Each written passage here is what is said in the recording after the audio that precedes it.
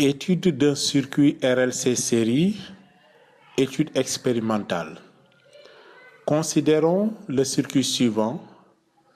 Monter en série donc une résistance, un condensateur, une bobine, en série avec un générateur de tension qui dérive un courant alternatif.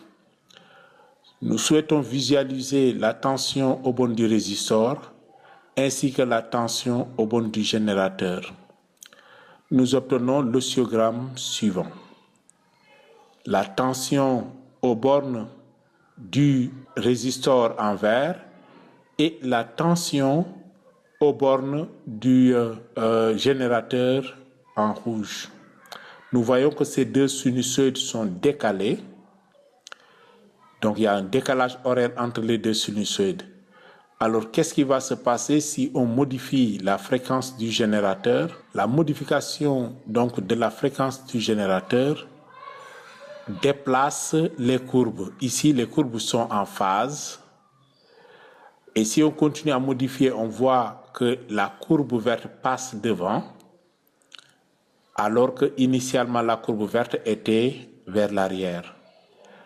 Cela signifie que donc, la tension aux bornes du générateur peut être en avance, en retard ou bien en phase par rapport à celle de l'intensité. Alors comment, de façon théorique, allons-nous faire pour vérifier donc ces observations expérimentales? Nous allons faire l'étude théorique du circuit RLC série en établissant l'équation différentielle. Le circuit suivant considéré, nous pouvons appliquer la loi d'additivité des tensions et exprimer la tension UAB aux bornes du résistor comme étant RI. Or, I c'est égal D de Q sur D de T, donc ça devient R D de Q sur D de T. La tension UBC égale à moins E. Nous avons la résistance est nulle, égale à RL D de I sur D de T, égale à L D2 de Q sur DT2. La tension aux bornes du condensateur Q sur C. Alors, en remplaçant toutes ces expressions dans la loi d'additivité des tensions, nous obtenons que la tension aux bornes du générateur égale à LQ2 point plus RQ point plus Q sur C. Cette équation est une équation différentielle d'un circuit RLC résistant les variations de la charge du condensateur. Alors revenons sur la notion d'impédance du dipôle RLC. Puisque l'équation différentielle est la suivante, nous pouvons transformer cette équation différentielle en intensité, puisque I égale D de Q sur D de T. Nous pouvons obtenir que la tension borne du générateur est égale à LD de I sur D de T plus RI plus 1 sur C, primitive de ID de T. Alors, pour la résolution de cette équation, il nous faut proposer une solution. Nous considérons l'intensité du courant comme étant IM sinus oméga T, et donc la tension E de T comme étant UM sinus de oméga T plus phi. L'intensité du courant étant choisie comme étant la phase à l'origine, et donc les inconnus seraient ici la détermination de UM et de phi. L'expression de I remplacée dans l'équation différentielle nous donne pour D de I sur D de T, IM oméga cosinus oméga T. Mais puisque l'intensité est une fonction sinusoïdale, il est préférable de transformer la fonction cosinus en sinus. Donc, ce qui donne IM oméga sinus oméga T plus pi sur 2. Nous utilisons ici la relation cosinus de θ égale sinus de θ plus pi sur 2.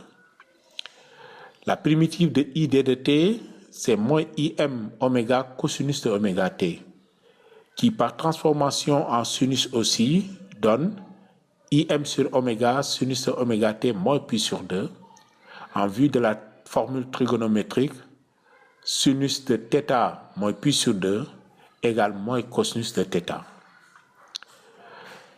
Remplaçons toutes ces expressions-là par leur valeur dans l'équation différentielle.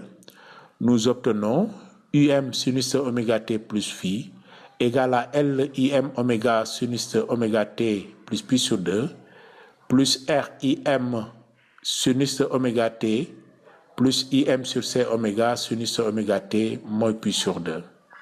Cette équation différentielle résulte la détermination d'une fonction somme à partir de la somme de trois fonctions sinusoïdales. Donc nous ferons appel à la représentation de Fresnel pour la résolution. Alors l'équation différentielle étant ainsi, on peut admettre cette résolution, ces vecteurs de Fresnel.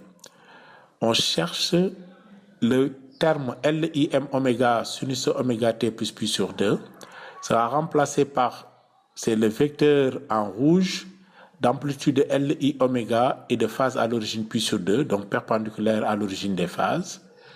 Le vecteur RIM sinus oméga t, c'est un vecteur d'amplitude RIM de phase à l'origine 0, donc parallèle à l'axe des phases. Le vecteur, la fonction IM sur C oméga sinus oméga t moins pi sur 2 est remplacé par le vecteur dont l'amplitude est IM sur C oméga et la phase à l'origine moins pi sur 2. Donc c'est en bleu ici et la somme en orange c'est UM. Donc ici aussi nous considérons un triangle rectangle qui par le théorème de Pythagore permet de déterminer l'hypoténuse UM au carré égale à RIM au carré plus L oméga IM moins UM sur C oméga au carré. Et donc la détermination de UM s'ensuit et que le rapport UM sur IM est Z et nous pouvons donner l'expression de l'impédance Z égale racine carrée de R carré plus L oméga moins 1 sur C oméga le tout au carré. Donc Z dépend de la pulsation du générateur et donc et aussi des paramètres R, L et C du dipôle. Alors le terme 1 sur C L oméga moins 1 sur C oméga est appelé la réactance du circuit, donc est appelée réactance du circuit RLC. Alors là, en ce qui concerne le déphasage, nous pouvons appliquer cosinus de phi égale à RIM sur UM, qui est R sur Z, et donc qui est une grandeur positive, ce qui montre que le cosinus de phi est positif, d'où le déphasage de la tension par rapport à l'intensité du courant est compris entre moins pi sur 2 et pi sur 2, puisque son cosinus est toujours positif. En ce qui concerne la tangente de phi, le côté opposé, donc cette portion-là, donc qui est la portion en rouge moins la portion en bleu, ce qui fait L oméga IM moins IM sur C oméga sur le côté adjacent RIM. Donc en simplifiant par IM, nous pouvons avoir L oméga moins 1 sur C oméga sur R et en transformant l'équation par la factorisation de L, au numérateur, nous pouvons avoir L sur R oméga carré moins oméga 0 sur oméga, où oméga 0 n'est rien d'autre que la pulsation propre du circuit vue dans les oscillations libres. Alors, nous devons remarquer que si L oméga est supérieur à 1 sur C oméga ou oméga supérieur à oméga 0, l'effet d'inductance l'emporte sur l'effet de capacité. Tangente de phi est positif, sinus de phi est positif, donc phi est positif. U est en avance de phi sur I. On dit que le circuit est inductif. Et nous obtenons la représentation de Fresnel suivante.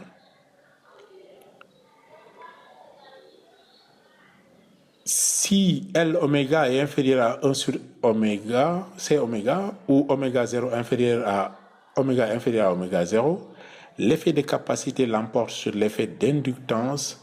Tangente de phi est négatif, sinus de phi négatif, phi est négatif, U est en retard de phi sur I. On dit que le circuit est capacitif et voici sa représentation de Fresnel.